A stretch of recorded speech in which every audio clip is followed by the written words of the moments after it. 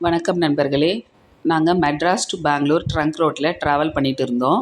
அப்போது கிட்டத்தட்ட பழமனேர்லேருந்து ஒஸ்கோட்டா வரைக்கும் ஃபுல்லாக பனிமூட்டமாகவே இருந்தது. பனிமூட்டத்தால் சாலையோர இரு பக்கத்தில் இருக்கிற கட்டிடங்களோ மரங்களோ எதுவுமே தெரியல. பனி மேகத்தால் சாலையோரத்தில் இருக்கிற இந்த பெரிய சிலையே முழுமையாக மறைஞ்சிருந்தது. நாங்களே கிட்ட போகும்போது தான் கூர்ந்து கவனித்தோம். ரோட்டில் வண்டி ஓட்டுறதுக்கே ரொம்ப சிரமமாக இருந்தது. எல்லா வாகனங்களிலும் ஹெட்லைட் போட்டு தான் ஓட்டிகிட்டு போனாங்க.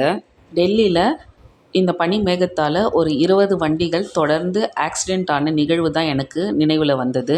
நான் எடுத்த most of the video clips வெறியும் ஒயிட்டாக பிளாங்காக மட்டும் தான் இருந்தது. ஏதோ கொஞ்சம் நஞ்சு தெரிஞ்ச வீடியோஸ் மட்டும் தான் நான் அட்டாச் பண்ணியிருக்கேன். என்ன தான் லைட் போட்டு நம்ம வண்டி ஓட்டினாலும் ஒரு 5 அடி டிஸ்டன்ஸில் இருக்கும் பொழுது தான் அந்த லைட்டோட வெளிச்சமே நமக்கு தெரிஞ்சது. இது எனக்கு ஒரு நியூ எக்ஸ்பீரியன்ஸாக தான் இருந்தது. நன்றி.